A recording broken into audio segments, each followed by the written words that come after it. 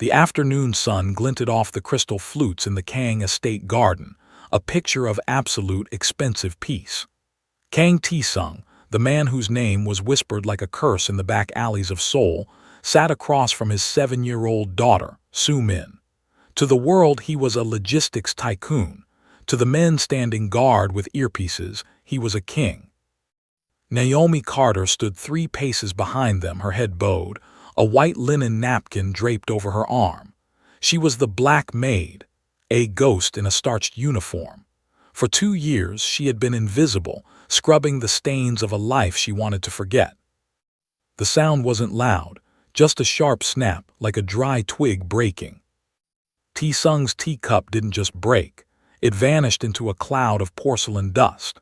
In a blur of motion that defied his age, Taesung threw his body over Soo-min, his massive frame a shield of expensive silk and muscle.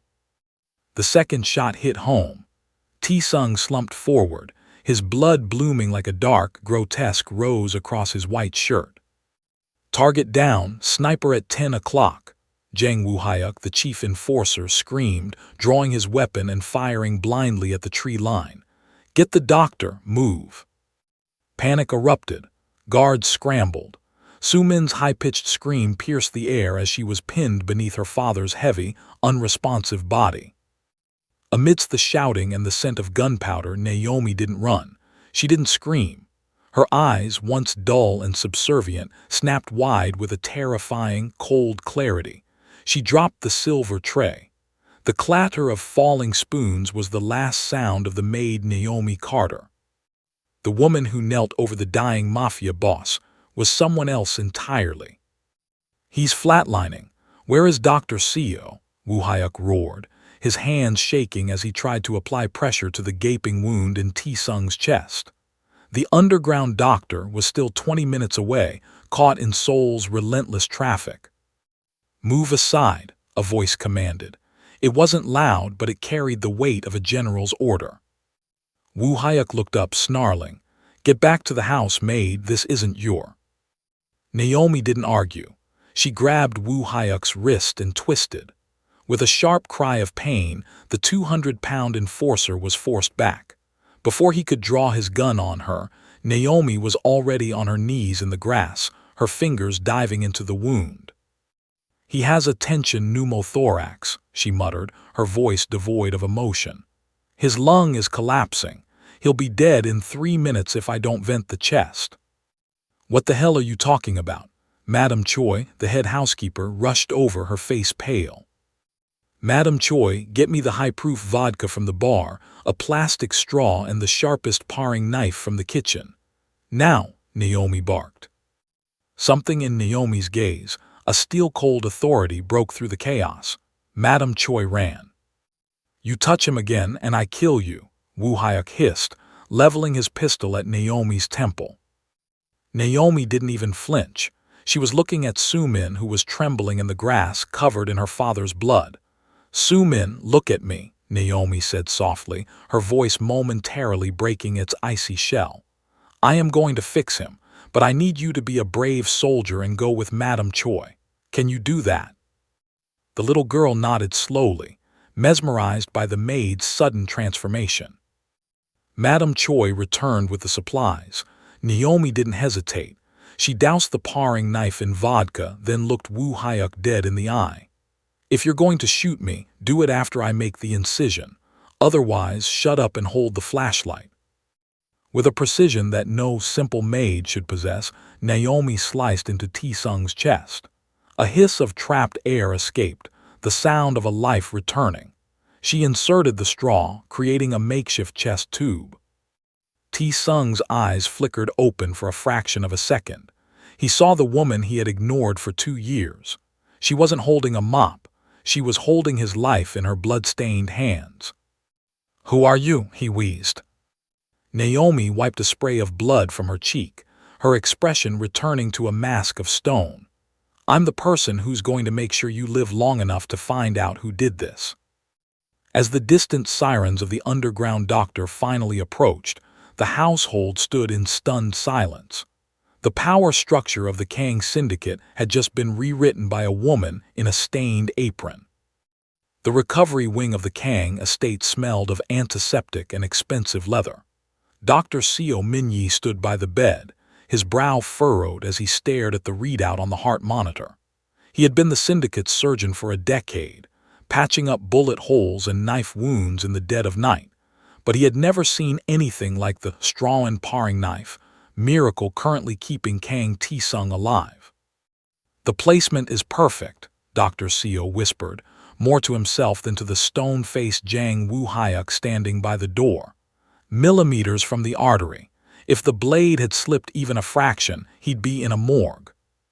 "She's a maid, doctor," Woo-hyuk growled, his hand resting restlessly on his holster. "She's been folding his laundry and dusting the library for 24 months. Maids don't know how to vent a chest." On the bed, Taesung's fingers twitched. His eyes snapped open, dark and sharp despite the haze of anesthesia. He didn't look at the doctor or his enforcer. He looked at the doorway where a shadow had just flickered. "Bring her," Taesung rasped, his voice a dry scrape. Naomi Carter was back in the servants' quarters, but she wasn't scrubbing. She sat on the edge of her narrow cot, her hands, clean now, but still smelling faintly of iron, resting on her knees. The white apron was gone, replaced by a simple black tracksuit. The door kicked open.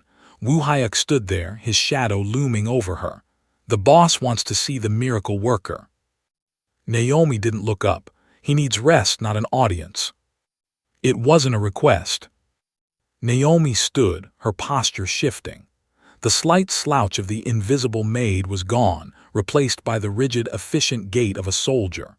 As she walked through the mansion, the other staff, the cooks, the cleaners, even Madame Choi pulled back into the shadows, watching her with a mixture of awe and terror. When she entered the recovery room, Taesung dismissed everyone else with a weak wave of his hand. Even Woo-hyuk hesitated before retreating, throwing Naomi a warning glare. The room grew silent. Taesung studied her.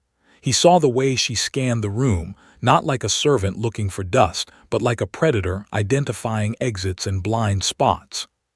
6 years ago, Taesung began, breathing heavily through the oxygen mask. A team of black ops medics disappeared from a field hospital in the Middle East after a botched extraction. Most were confirmed dead. One was listed as missing in action. Naomi Carter wasn't her name. Naomi's expression didn't flicker. "Names are just labels for the living, Mr. Kang. You should be more concerned with the man who hired the crow to kill you." "Park Dong-il," Taesung spat. "I know who pulled the trigger. What I don't know is why a woman who can kill a man with a toothpick is hiding in my kitchen." Naomi stepped closer to the bed. She didn't flinch at his power. "I wasn't hiding, I was retired. There's a difference." "Retirement is over," Taesung said, a cold smile touching his lips. "The doctor says the sniper will return to finish the job. My daughter, Soo-min, she won't eat. She only asks for you." The mention of the little girl was the only thing that cracked Naomi's mask. Her eyes softened, just for a second. "I'm moving you," Taesung continued. "No more uniforms, no more kitchens. From this moment you are Soo-min's personal shadow, and if anyone comes through that door to finish what they started." Naomi leaned over him, her voice a low, lethal hum. "If they come through that door, Mr. Kang, they'll find out why I was the only one who made it out of that field hospital alive." The change in Naomi's status was instant and jarring. She was no longer relegated to the servant stairs. She was now stationed in the inner sanctum, the high-security wing where the air was thick with the hum of servers and the heavy silence of men with guns. She stood in the center of the nursery, watching Soo-min. The girl hadn't spoken since the garden. She sat on her bed, clutching a headless porcelain doll, her eyes fixed on the door as if expecting the sniper to walk through the wood.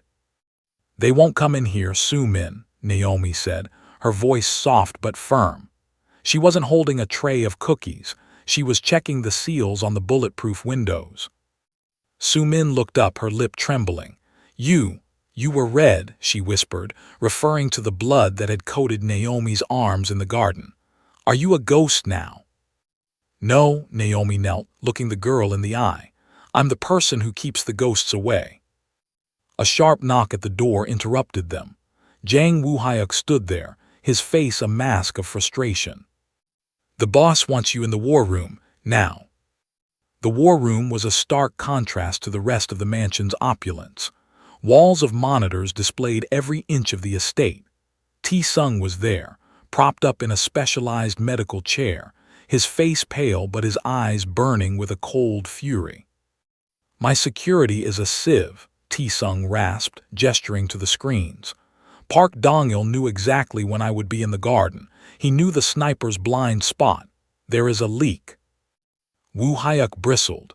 I've interrogated everyone on the perimeter team, boss. They're clean. Naomi stepped forward, her eyes scanning the security monitors with a practiced, tactical rhythm. She didn't look at the guards. She looked at the geometry of the room. You're looking at the wrong people, Naomi said, her voice cutting through Woo-hyuk's bluster. Excuse me. Woo-hyuk stepped toward her, but a sharp look from T-Sung frozen him in place. The shot didn't come from the tree line, Naomi pointed to a monitor showing the garden. The angle was too steep. If the sniper was in the trees, the bullet would have hit the table first. The shot came from the third-floor balcony, inside the house. The room went ice cold. Woo-hyuk's hand drifted to his weapon. That's impossible. My men swept the third floor. Then your men are blind, Naomi countered. She walked over to the console and rewound the footage. She pointed to a 3-second glitch in the feed, a subtle flicker that most would mistake for a technical hiccup. A digital loop. Someone bypassed the internal sensors 10 minutes before the party. Only someone with the master codes could do that. T-Sung turned his gaze to Woo-hyuk, the silence in the room becoming suffocating. Who had the codes, Jang? Only me, you, and Woo-hyuk's face went white. The communications officer. Suddenly, a red light began to pulse on the console. An alarm blared, not from the perimeter but from the garage. He's rabbiting, Naomi shouted. She didn't wait for orders. She vaulted over the console, her movements a blur of practiced athleticism. As she sprinted toward the garage, she snatched a heavy tactical flashlight from a guard's belt. She reached the garage just as a black sedan was roaring toward the gate. The driver, a young, tech-savvy soldier named Kim, had a look of pure terror on his face.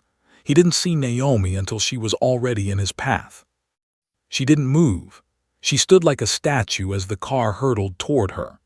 At the last possible second, she dove to the side, swung the heavy flashlight with bone-breaking force, and shattered the driver's side window. The car swerved, slamming into a concrete pillar. Before the smoke could clear, Naomi was at the door. She dragged the dazed traitor out by his collar, pinning him against the wreckage. She didn't use a gun. She pressed her thumb into a nerve cluster behind his ear, making the man scream in agony. Who paid you? She hissed. I can't, Kim gasped. If I tell, they'll kill my mother. I'm the one you should be afraid of right now, Naomi whispered, her eyes turning into chips of black flint. Because the men coming down those stairs are going to be much less patient than I am. At that moment, the elevator doors opened. T-Sung was wheeled out, followed by a phalanx of armed guards. He looked at the wreckage, then at Naomi, who held the traitor like a broken toy. The Mafia boss realized then that he hadn't just hired a medic. He had let a wolf into his home, and for the first time in months, he felt truly safe. The interrogation of Kim, the communications officer, didn't last long. Under the weight of Naomi's clinical gaze and T-Sung's silent, predatory presence, the boy broke. Park Dong-il wasn't just planning a hit, he had mobilized a cleanup crew. If the sniper failed, a tactical team was authorized to level the estate. They're coming tonight, Naomi stated, her eyes fixed on the perimeter thermal cams. Small, heat-mapped ghosts were already flickering at the edge of the woods. The mole was their signal. Since he's silent, they'll assume the worst and move in. We have 30 guards, armored glass, and enough ammunition to hold a siege, Wu Hyuk argued, slamming a fresh magazine into his rifle. You have a wounded boss and a traumatized child, Naomi countered, already grabbing a tactical vest from the armory wall. This isn't a siege, it's a slaughterhouse. We need to move Su-min. Now. Tae-sung looked at the monitors, then at Naomi. His wound was pulling at his stitches, but his mind was sharp. She's right. Wu Hyuk, take the main convoy. Create a loud exit through the front gates. Draw their fire. And you, boss. Tae-sung looked at Naomi. I'm going with the ghost. The evacuation was a nightmare of shadows and rain. While Wu Hyuk's convoy roared out the front, immediately met by a hail of gunfire and explosions, Naomi led Tae-sung and Su-min through the servants' tunnels. These were the narrow, damp corridors Naomi had walked for 2 years with laundry baskets. Now, she moved through them with a silenced HK-USB in her hand, her movements fluid and lethal. Stay low, Su-min. Hold onto my belt, Naomi whispered. The little girl gripped the fabric of Naomi's tactical pants, her eyes wide but silent. They reached the hidden exit, a nondescript delivery van parked in a maintenance shed a mile from the main house. But as the door creaked open, the smell of cigarette smoke hit Naomi's nose. He's here. Back, Naomi shoved Tae-sung and the girl behind a concrete pillar just as a spray of suppressed fire shredded the wood of the shed door. From the darkness emerged the Crow. He was leaner than Naomi expected, dressed in matte black, moving with the eerie grace of a professional who lived in the margins of life. He didn't scream, he didn't boast. He simply raised a second pistol. Tae-sung, stay down, Naomi commanded. She didn't trade shots. She knew the Crow was a better marksman. Instead, she threw a smoke canister at her own feet. As the gray cloud billowed, she disappeared.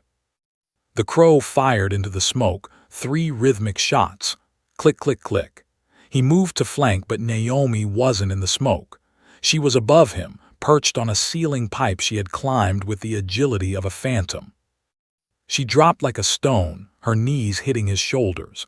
They crashed to the floor in a tangle of limbs. Naomi didn't go for her gun.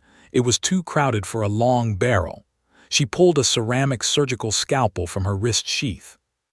The Crow blocked her strike, his hand locking around her throat. He was stronger, his grip cutting off her air. Naomi's vision began to gray at the edges. She saw Su-min peeking from behind the pillar, terrified. Not today.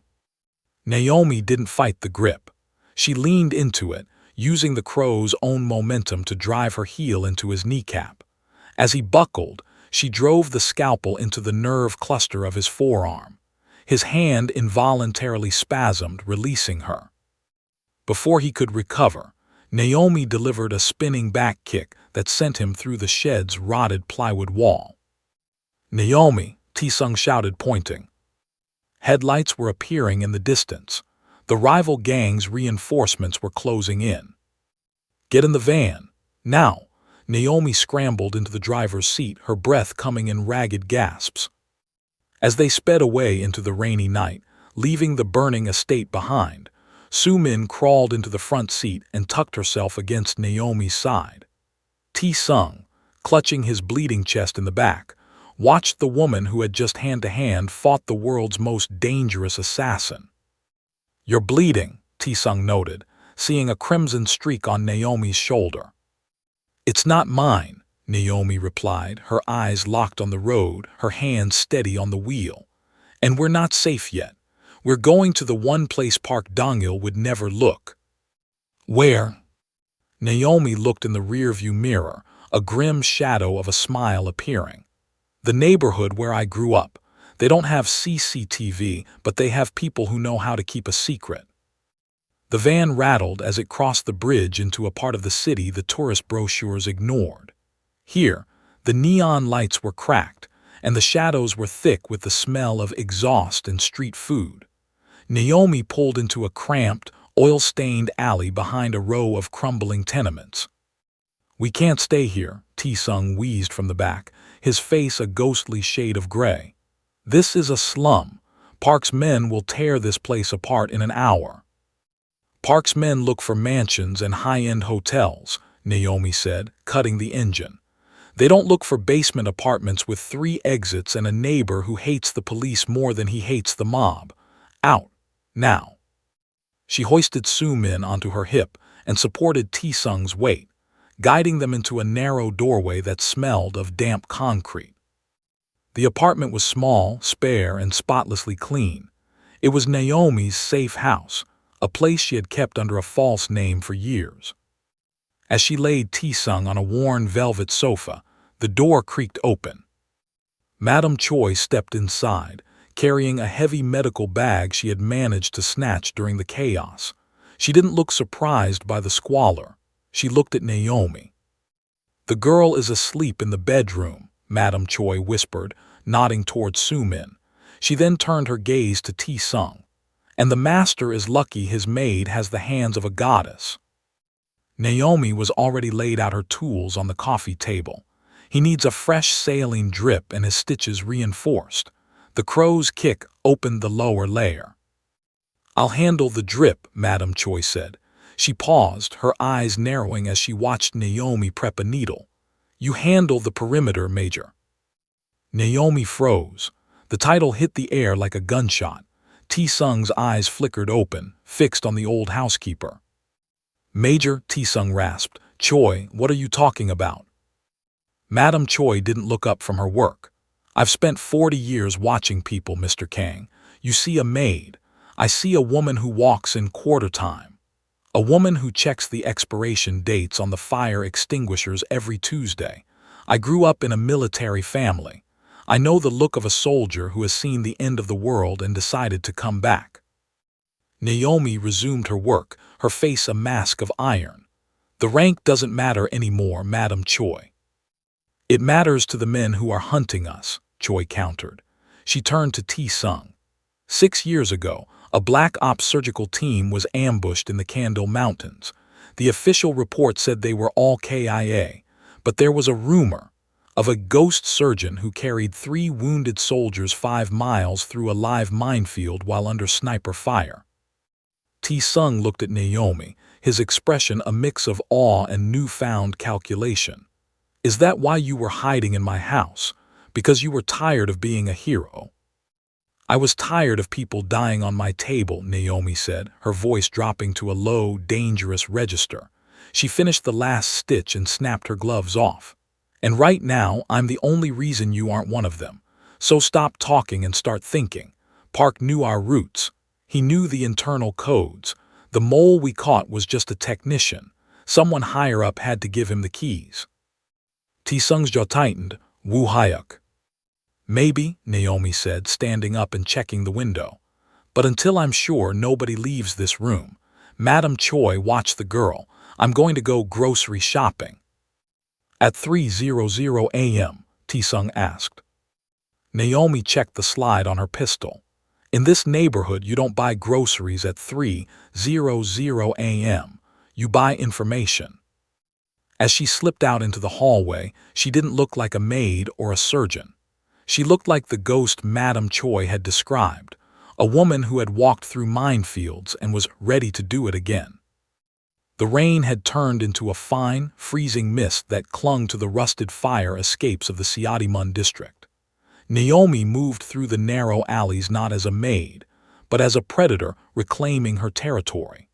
She had traded her tactical vest for a thrift store leather jacket, the collar turned up to hide her face from the few buzzing security cameras that still functioned. She stopped at a nondescript steel door tucked behind a steaming noodle stall. There was no sign, only a faded sticker of a red dragon. She knocked, a specific rhythmic cadence. A slot slid open, eyes peered out. "We're closed." "Tell the spider that the ghost is back from the grave," Naomi said, her voice like grinding stones. "And I'm looking for a debt to be paid." The slot slammed shut. A moment later, the heavy bolts groaned open. The interior was a cacophony of clicking keyboards and glowing monitors. This was a data den, a place where secrets were bought, sold, and laundered. In the center sat a man so thin he looked skeletal, his fingers moving across a custom deck with terrifying speed. "They said you died in the desert, Major," the spider said without looking up. "I got better," Naomi replied, leaning over his shoulder. "I need the logs for the Kang Estate's internal server from 48 hours ago, specifically the encrypted uplink to the park syndicate." The spider whistled. "That's high-level treason. If I touch those files, Park's hackers will burn my hardware before I can blink."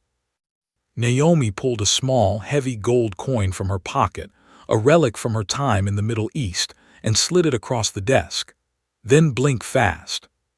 The spider's eyes widened. He pocketed the coin and began to type. Minutes bled into tension. On the screen, strings of code began to unravel. "Here," the spider pointed to a digital signature. "The mole didn't have the master key. He used a shadow bypass. It was planted in the system 3 months ago by a device physically plugged into the main server room." "Who has access to that room?" Naomi asked. "Only 3 people," the spider scrolled down. "T-Sung himself, the chief enforcer," he paused, his face pale, "and the medical wing's emergency contact." Naomi's blood ran cold. "The doctor." "Dr. Seo Min-yi," the spider confirmed. "But there's more. He didn't just leak the codes. He's been sending Park the medical files on T-Sung's heart condition for months. He wasn't just late to the garden shooting, Naomi. He was waiting for the bullet to do the work for him." The walk back to the safe house was a blur of tactical calculation. If Dr. Seo was the traitor, then the emergency medicine he had given Madame Choi back at the apartment wasn't medicine at all. Naomi burst through the door of the basement apartment, her gun drawn. "Madame Choi, don't touch the IV," she screamed. She was too late. Madame Choi was standing over T-Sung, a syringe in her hand, her face contorted in confusion. "Naomi, what's wrong? The doctor sent a messenger with this. He said it was a stimulant for his heart." Naomi lunged across the room, snatching the syringe just as the needle brushed T-Sung's skin. She sniffed the tip. The faint, sweet scent of potassium chloride, a lethal dose that would cause a heart attack within seconds, leaving no trace for a coroner to find. "He's not coming back to save you, Mr. Kang," Naomi said, turning to a groggy T-Sung. "He was the one who cleared the path for the bullet." Suddenly, the front window shattered. A flashbang grenade skittered across the floor. "Get down!" Naomi tackled Madame Choi and Su Min into the kitchen as the room exploded in white light and deafening sound. Through the ringing in her ears, Naomi heard the heavy boots of a tactical team hitting the pavement outside. They hadn't followed her. They had tracked the messenger's delivery. She looked at T-Sung, who was struggling to sit up, his wound bleeding through his bandages. She looked at Su Min, who was sobbing silently under the table. "The doctor didn't just sell the codes," Naomi hissed, checking her magazine. "He sold our location."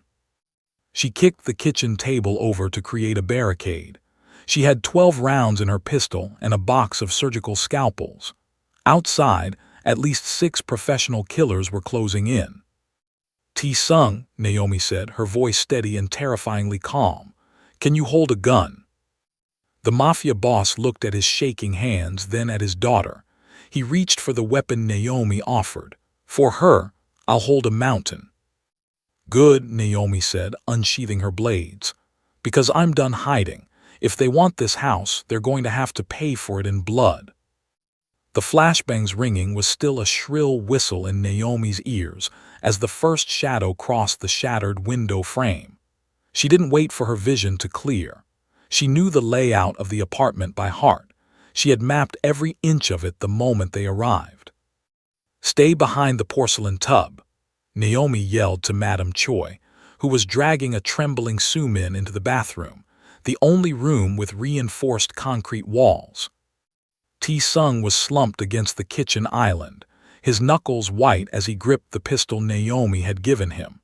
He looked like a dying king, but his eyes were fixed on the door with a lethal focus.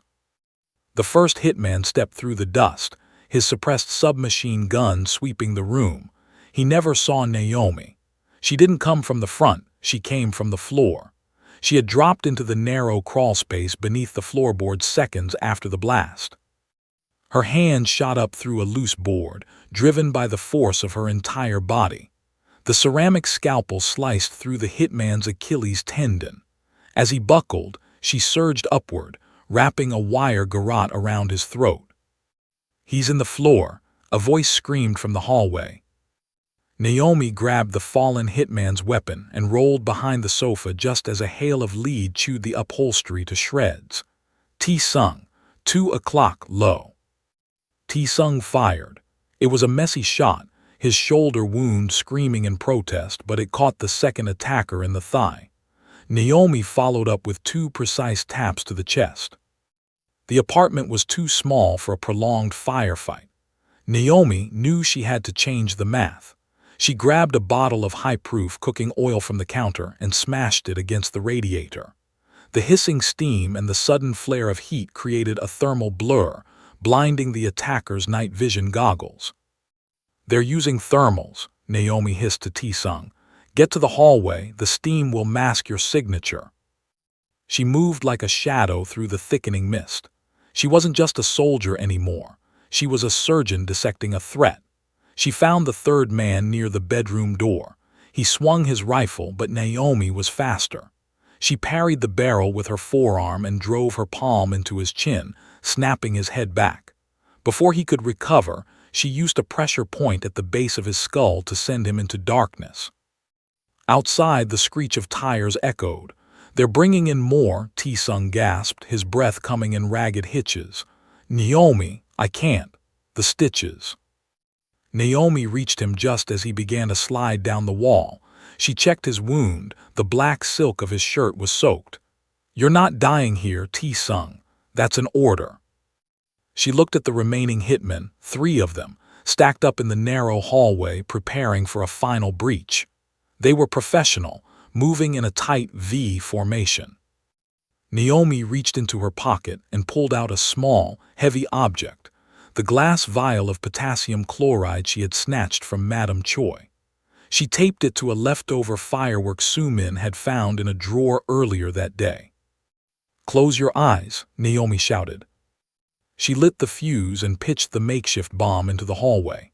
The firework exploded in a shower of sparks, but it was the glass vial that did the work.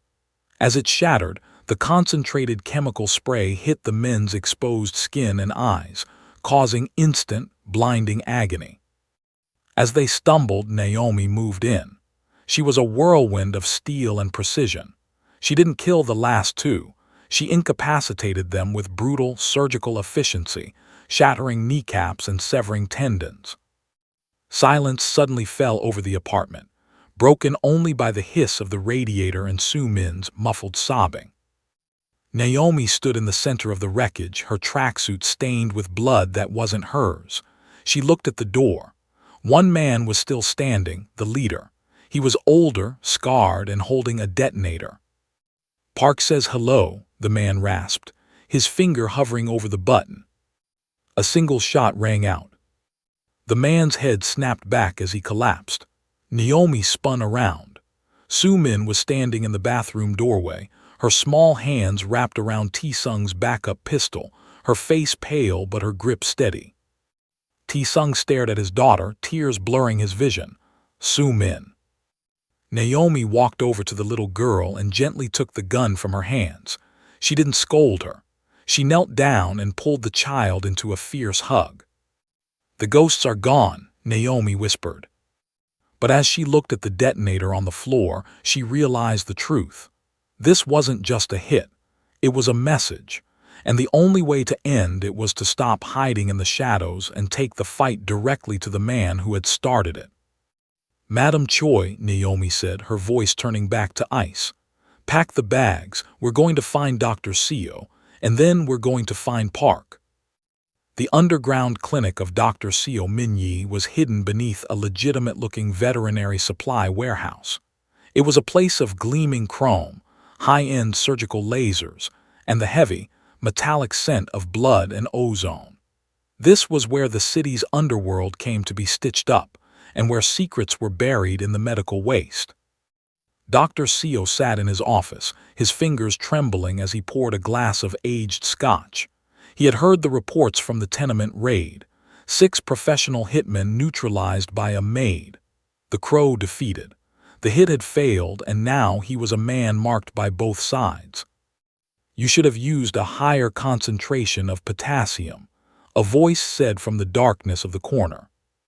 Seo jumped, the scotch spilling over his desk. He reached for the panic button under his drawer, but a ceramic blade thudded into the wood an inch from his finger. Naomi stepped into the light. She wasn't wearing a maid's uniform or a tracksuit. She was dressed in tactical black, her hair pulled back tight, her eyes 2 voids of frozen rage.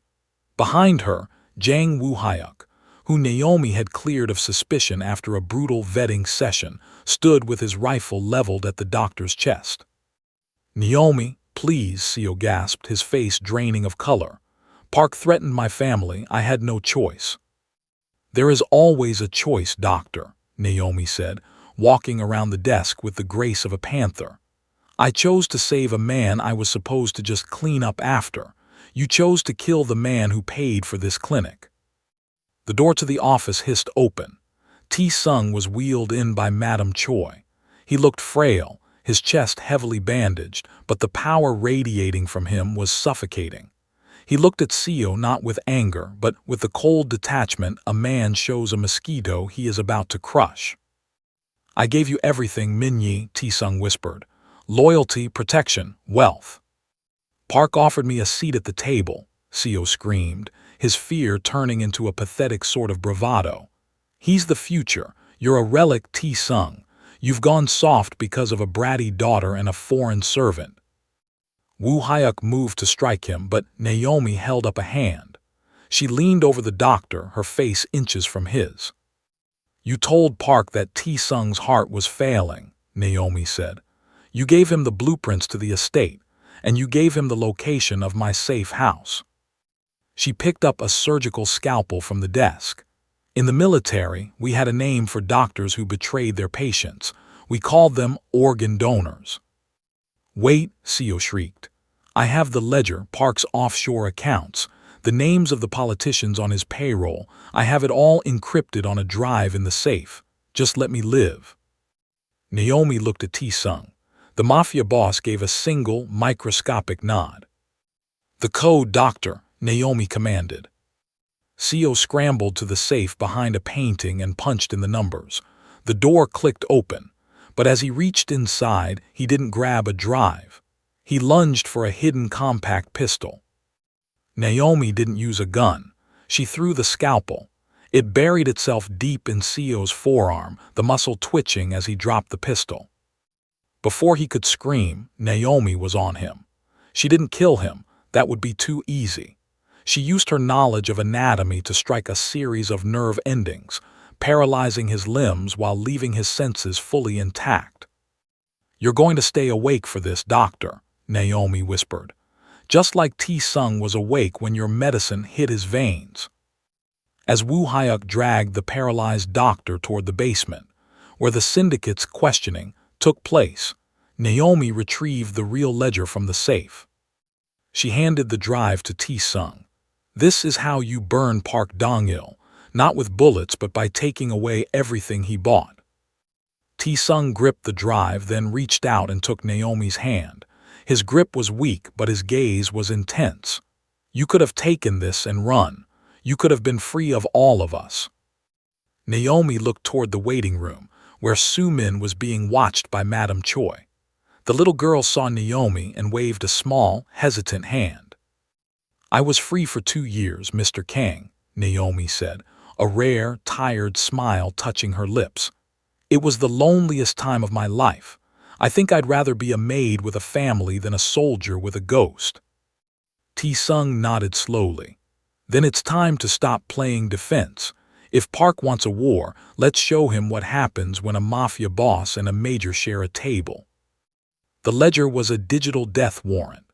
Within 48 hours of Naomi retrieving the drive, the pillars of Park Dong-il's empire began to crumble.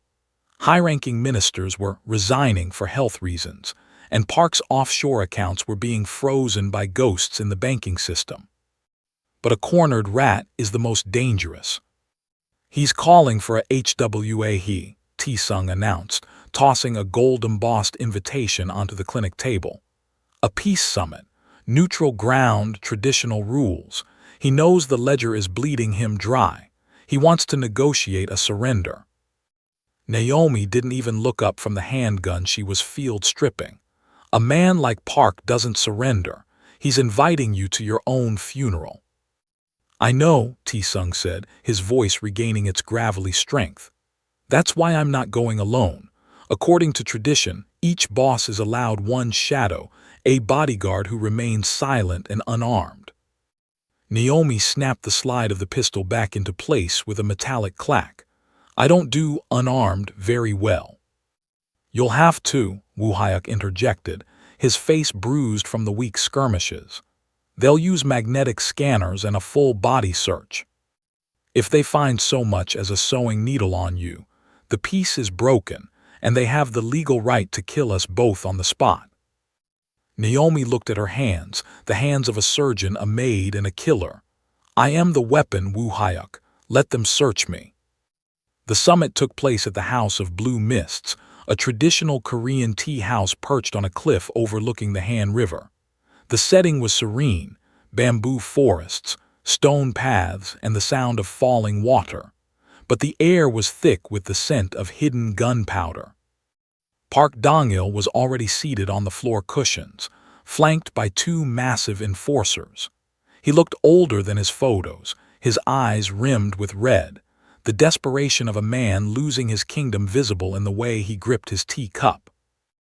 As T-Sung entered, leaning slightly on a cane, Park's eyes immediately drifted to the woman behind him. Naomi was dressed in a traditional black hanbok, her movements demure, her eyes downcast. To Park's guards, she looked like a high-end servant. "So," Park spat, skipping the formalities, "this is the woman who broke my best men, a maid from the western slums." Naomi didn't speak. She took her place behind T-Sung, kneeling perfectly still. "She's more than a maid, Park," T-Sung said, settling into his seat. "She's the reason you're currently bankrupt. Now let's talk about your retirement. You turn over your remaining docs, and I let you live in a cell instead of a coffin." Park laughed, a dry, hacking sound. "You think you've won because you have a ledger.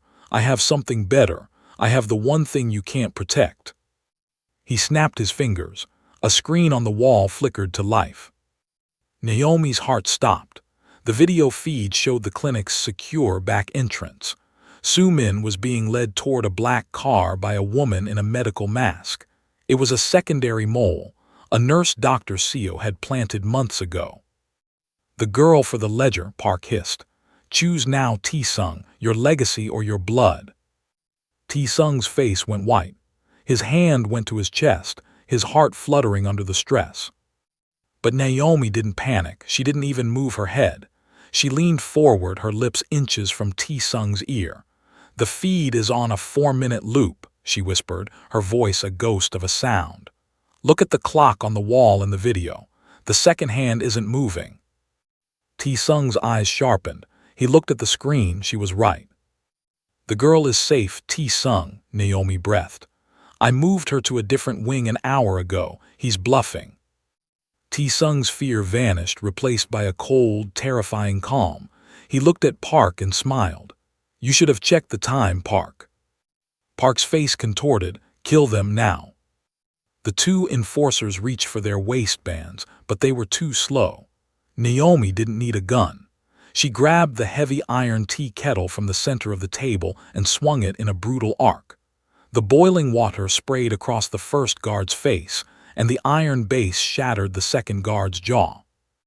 In the chaos, Park lunged across the table with a hidden sleeve dagger. Naomi caught his wrist in midair. The sound of his bones snapping echoed through the quiet tea house. She didn't stop there. She used a silk sash from her hanbok to bind his throat, pulling him toward her until they were eye to eye. "I told you," Naomi whispered as Park gasped for air. "I'm the person who keeps the ghosts away, and today I'm your ghost." Outside, the sound of sirens and screeching tires signaled that Woo Hyuk and the Loyalist forces had arrived to mop up Park's remaining men. The peace summit was over. The war was won. But as Naomi looked at the broken man in her grip, she felt a cold shiver. The screen on the wall flickered again. This time, it wasn't a loop. It showed the Crow, bloodied but alive, standing in the middle of the empty clinic, holding Naomi's old Maid uniform. He looked directly into the camera and traced a finger across his throat.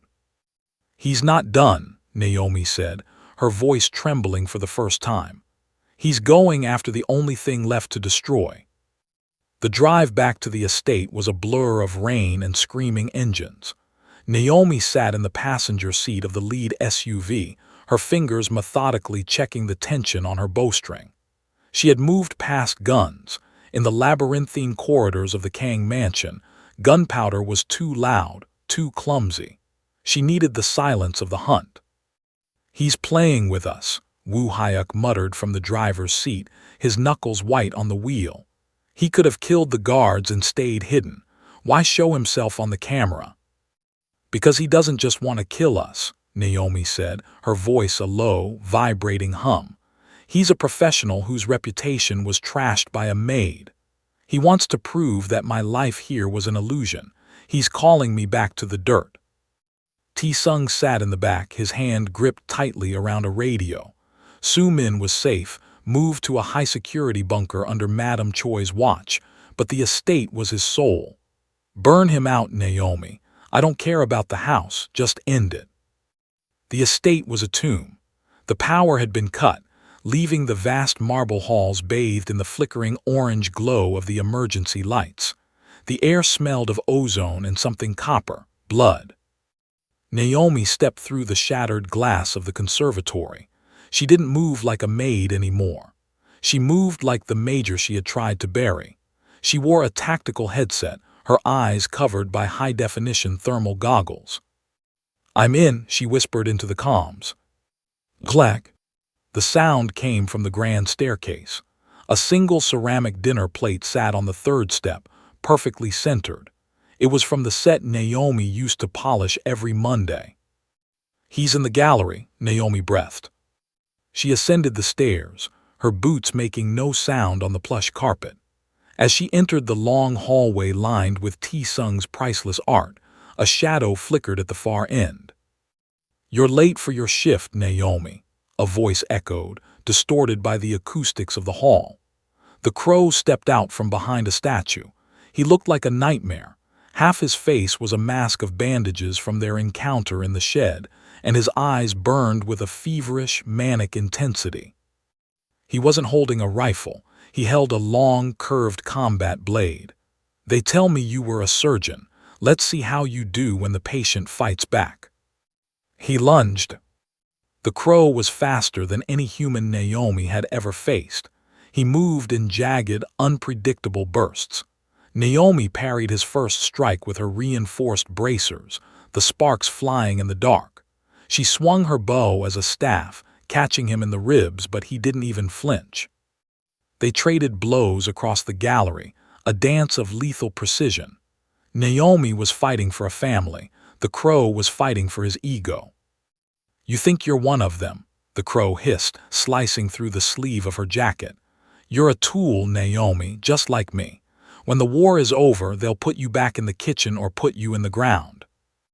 "I'd rather be a tool that builds something," Naomi countered, pivoting on her heel and delivering a brutal elbow to his jaw, "than a shadow that just fades away." She managed to trap his arm, preparing for a break, but the Crow pulled a hidden trigger on his belt. A small, high-frequency sonic pulse erupted from a device on his chest. Naomi's equilibrium shattered. The world tilted. She hit the floor, her ears bleeding, her vision swimming in a sea of gray. The Crow stood over her, his blade raised for the finishing blow. "The maid is dead. The major is dead.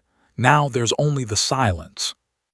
But as he swung, a small silver object whizzed through the air, striking his wrist. It was a teaspoon, a heavy silver teaspoon. The crow flinched, his aim going wide. Naomi didn't waste the second. She grabbed the spoon, the tool of her invisible life, and drove the handle into the soft tissue of his throat, just as she had practiced 1,000 times in the kitchen. As he gasped for air, she followed up with a sweeping kick that sent him crashing through the balcony railing. He didn't fall to the floor. He caught the edge, dangling over the darkened foyer. Naomi stood over him, her breath ragged, her blood dripping onto the marble. She looked down at the man who had haunted her for weeks. She could reach out and pull him up to face justice, or she could let go. Naomi, T-Sung's voice crackled over the radio. Status. Naomi looked at the crow. He smiled, a bloody, broken grin. Do it, ghost, finish the surgery. Naomi didn't smile back. She reached down and gripped his hand. For a moment it looked like mercy. Then she leaned in and whispered, I'm not a surgeon today. I'm just a maid cleaning up the trash. She didn't let him go. She watched as Woo Hyuk and the guards rushed into the foyer below, their red laser sights dotting the crow's chest like a lethal pox. He's yours, Woo Hyuk, Naomi said into the radio. Take him to the basement. I have a room to clean. The crow's eyes widened in terror. He realized then that death would have been a kindness, compared to what the Kang Syndicate did to those who threatened their own. The aftermath of the battle was a symphony of sirens and the heavy footsteps of cleaning crews. This time, the cleaning wasn't done by maids in aprons, but by men in tactical gear erasing the evidence of a small-scale war. Naomi sat on the edge of the grand fountain in the foyer, her knuckles split and her head bowed. She watched the paramedics wheel the crow away, not to a hospital but to the Syndicate's private interrogation facility. He looked smaller in handcuffs, a broken myth. You're bleeding again, a voice said. Naomi looked up to see T-Sung. He was pale, leaning heavily on his cane, but for the first time since the shooting, he looked like a man who was truly alive. He held out a silk handkerchief. It's an old habit, Naomi said, taking the cloth. Soldiers don't notice the scratches until the adrenaline stops. You aren't just a soldier, Naomi. T-Sung sat beside her, the marble cold beneath them. Woo Hyuk found something while we were clearing Park's secondary safe. A file. Not one Park stole, but one he bought from a government contact in Washington. Naomi's hand stilled. The air in the foyer suddenly felt thin. They didn't just lose your team in those mountains, did they? T-Sung asked softly. Naomi stared at the water in the fountain. We were an off-the-books unit. We were sent in to patch up a high-ranking asset who had turned. When the extraction went south, the bureaucrats realized that if we survived, we'd be living proof of an illegal operation. They didn't miss the extraction, Mr. Kang. They canceled it. They left us to be erased. So you became a maid, T-Sung realized. The most invisible person in the world. You weren't just hiding from the trauma. You were hiding from your own government. If I show up on a radar, people start asking questions about that field hospital. And people who ask those questions tend to have heart attacks in their sleep. Naomi stood up, her face a mask of weary resolve. Now that I've gone loud to save you, the sensors in DC are probably already pinging. I have to leave. Tonight. The silence that followed was broken by the sound of small footsteps. Soo-min stood at the top of the stairs, clutching the headless doll Naomi had promised to fix. The child didn't say anything, but the way she looked at Naomi, as if her entire world was about to vanish, was more painful than any bullet. I can protect you, T-Sung said, his voice dropping to a low, dangerous growl. I have the politicians, the docs, the digital ghosts. I can give you a new life, a real one. You'd be declaring war on a superpower, T-Sung, Naomi replied. Is a maid worth that much? T-Sung stood up, ignoring the pain in his chest. He walked over to her, his shadow falling over her. You aren't a maid. You are the woman who stood between my daughter and a sniper. You are the woman who brought me back from the dead. In my world, that doesn't make you a servant, it makes you a queen." Before Naomi could respond, Madame Choi entered the foyer, her face uncharacteristically pale. She held a tablet in her hand. "Mr. Kang," she whispered, "we have a problem. A black SUV with diplomatic plates just cleared the front gate. They aren't Park's men, they're Americans." Naomi's hand went instinctively to the knife hidden in her waistband. The past had finally caught up. "They're here for the Major," Madame Choi said, looking at Naomi with a mixture of pity and respect. Sung didn't hesitate. He turned to Woo Hyuk, who was standing by the door. "Seal the estate. No one gets in. No one gets out. If they want her, they'll have to go through the entire Kang syndicate." "Wait," Naomi said, stepping forward. "If you fight them, you lose everything. Your logistics empire, your legitimacy, everything you built for Soo-min." Sung looked at his daughter, then back at Naomi. He smiled, the smile of a man who had finally found something worth losing everything for. "I've spent my life building walls, Naomi. I think it's time I used them to keep someone safe for once." The black SUV came to a halt in the center of the courtyard, its engine idling with a low, predatory hum. Two men stepped out, dressed in charcoal suits that cost more than Naomi's old apartment. They didn't carry rifles. They carried briefcases and the cold, bureaucratic arrogance of men who own the law. Agent Miller, a man with graying hair and eyes like slate, stepped forward. He looked at the line of Kang's armed guards, then at Sung, who stood at the top of the marble stairs. "Mr. Kang," Miller said, his voice smooth, "we aren't here for a fight. We're here for a piece of government property that went missing in the Candle Mountains 6 years ago. Give us the Major and your logistics empire continues to flourish. Refuse and we start looking into your tax records, and your shipping manifests, and your daughter's citizenship." Sung didn't flinch. He leaned on his cane, his eyes locked on Miller. "The Major died in the desert. The woman inside is my head of security, and she is a citizen of the Kang estate." Naomi stepped out from behind the heavy oak doors. She was dressed in a sleek, tailored suit, no longer a maid, no longer a soldier in hiding. She looked Miller directly in the eye. "You're late, Miller," Naomi said. "I already sent the encrypted ledger to 3 different international news outlets. If I don't check in every 12 hours, the files on the candle extraction go live. The world will find out you left a surgical team to die to cover up a botched black op." Miller's composure cracked. The spider in the data den had done his work well. Naomi had turned her survival into a dead man's switch. "You're bluffing," Miller hissed. "Try me," Naomi countered. "Or you can take a different deal. You walk away. You list Naomi Carter as deceased, confirmed. In exchange, the Kang Syndicate will provide your department with exclusive intel on the rival syndicates in Southeast Asia. We stay quiet, you stay clean, and you get the credit for cleaning up the region." Sung stepped beside her, his presence adding the weight of a multi-billion-dollar empire to her threat. "It's a win-win, Agent. You lose a ghost, but you gain an ally with a very long reach." Miller looked at the guards, then at the unwavering woman before him. He knew he was outmatched. The Black Maid had built a fortress he couldn't penetrate without starting an international incident. "Dead man switch stays active?" Miller asked. "As long as I'm alive and well," Naomi replied.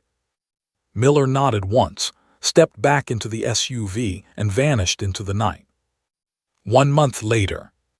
The garden of the Kang estate had been replanted. The stone was scrubbed clean of blood, and the scent of jasmine filled the air. Soo-min sat at the stone table drawing a picture. She looked up as Naomi approached. Naomi wasn't wearing an apron. She wore a simple, elegant dress, her movements relaxed for the first time in years. "Is it finished?" Soo-min asked, pointing to the porcelain doll in Naomi's hand. Naomi handed it over. The head had been expertly reattached, the seam so fine it was almost invisible. "Good as new," maybe even a little stronger. Sung walked out onto the patio, his limp almost gone. He watched them for a moment, a look of profound peace on his face. He reached into his pocket and pulled out a small velvet box. "I told you once that you could be a queen," Sung said, standing beside Naomi. "But I think partner is a better title, not just for the business, for everything." He opened the box. Inside wasn't a diamond, but a small gold pin in the shape of a scalpel, a symbol of the life she had reclaimed and the life she had saved. "I'm not going back to the kitchen, Sung," Naomi said with a smirk. "I wouldn't dream of it," he laughed. "Madame Choi complained that your tea was terrible anyway." Naomi looked out over the estate, the fortress she had defended, the family she had found in the wreckage of a gang war. She was no longer a ghost or a servant. She was the anchor of a new dynasty.